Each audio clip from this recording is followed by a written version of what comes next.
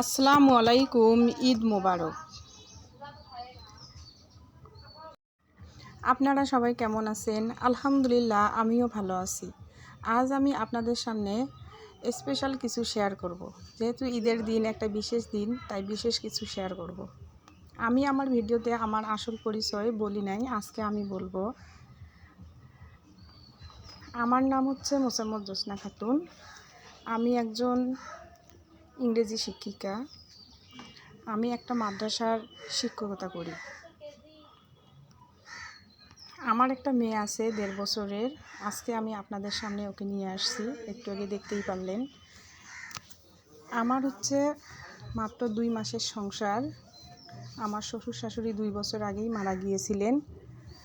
আর আমরা ঢাকায় ছিলাম, সেখান থেকে আমি চাকরির প্রিপারেশন নিচ্ছিলাম। আমার হাজব্যান্ডও সেখানে জব করত,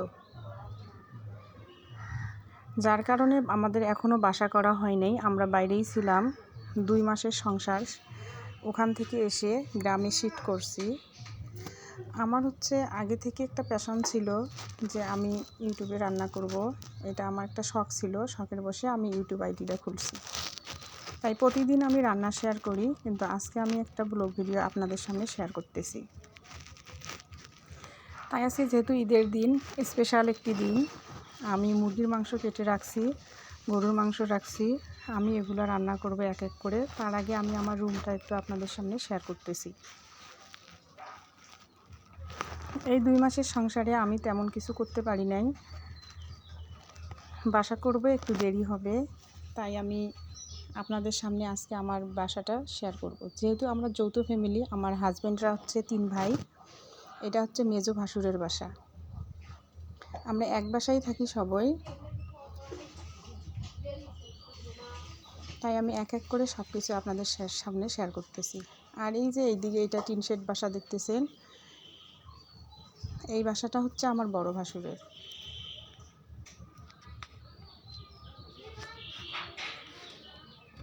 আমি পুরো বাসাটা আপনাদের সামনে একটু ঘুরাই ঘুরাই দেখাচ্ছি। বললামই তো আজ স্পেশাল কিছু শেয়ার করব। আর এইদিকে আমার ছোট্ট মেয়ে আমার রুমের সামনে খেলতেছে। আমাদের রুমটা অনেক ছোট, তার কারণ হচ্ছে আমরা এখনও বাসা করিনি। আপাতত 2 মাসের জন্য এখানে শিফট করছি। আস্তে আস্তে সব কিছু করব। আপনারা সবাই দোয়া করবেন যেন আমি খুব তাড়াতাড়ি করতে পারি বাসা।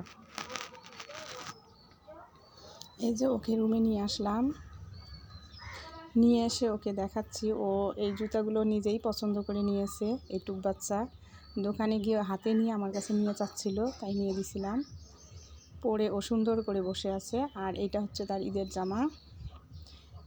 এই ড্রেসটি ওর নানু ভাই ওকে দিয়েছে। আমি বলতেছিলাম আম্মু একটা হাসি দাও, তাই সুন্দর করে একটু হাসি দিল, মিষ্টি একটা হাসি।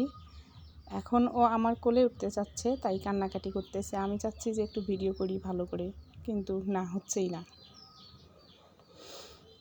তাই আর কি করার, ওকে কোলে নিলাম।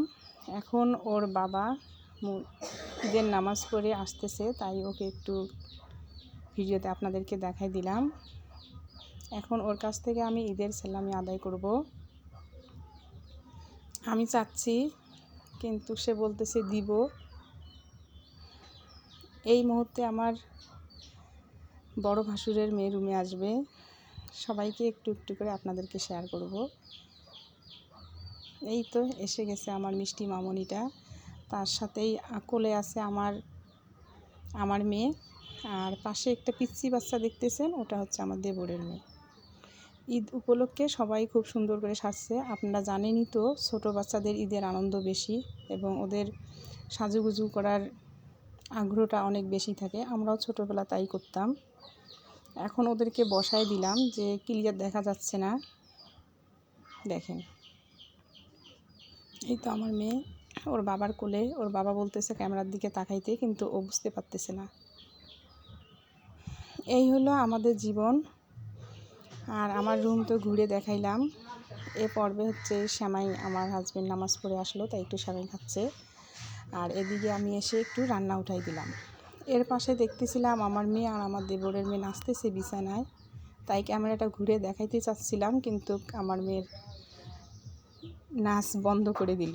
কিন্তু আমার দেবরের মেয়ে নাচতেছেই। আর এইটা হচ্ছে এখন যে ড্রেসটা আমার মেয়ে পরে আছে, এই ড্রেসটা ওর বাবা ওকে কিনে দিছে। এখন এই চশমাটা নিয়ে ও অনেক ব্যস্ত হয়ে গেছে। ও ঘুরে ফিরে ওই চশমাটাই দেখতেছে, আমার কোনো কথাই শুনতেছে না, কিন্তু আমার দেবরের মেয়ে সুন্দর করে নাচতেছে।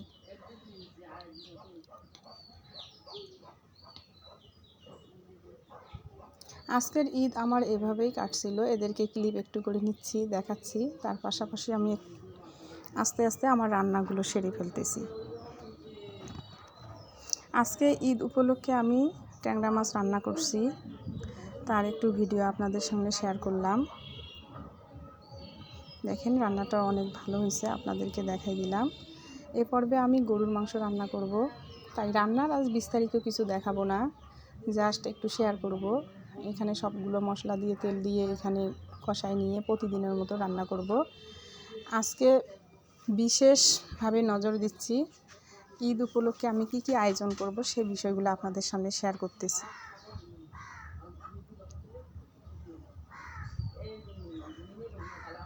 এদিকে আমার মাংস কষা হয়ে গেল, তাই আলুগুলো এখানে দিয়ে দিলাম। আজকে ঈদের দিন আমার হাজব্যান্ড আমাকে গিফট করলো, ঈদের সালামি ওর কাছ থেকে নিয়ে নিলাম, তার পাশাপাশি রান্না সেরে ফেলতেছি।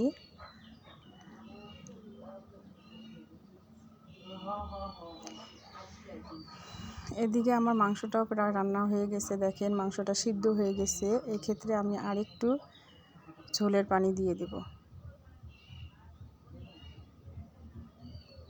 ঝোলের পানি দিয়ে আমি কিছুক্ষণ মাংসটা আবার রান্না করব। রান্না করে আমি এই রান্নার ফাইনাল রূপটা দেখাবো আপনাদেরকে। কিন্তু এই হলো আমার জীবনের কাহিনী, আমার পরিচয়। আসলে এক ভিডিওতে সব কিছু বলা সম্ভব না। আমার ভিডিওগুলো বা আমার ফ্যামিলি, আমার বাচ্চা সব কিছু আপনাদের সামনে শেয়ার করলাম। আপনাদের কেমন লাগলো আমাকে একটু কমেন্ট করে জানাবেন। আজকের মতো এখানেই শেষ। আল্লাহ হাফেজ।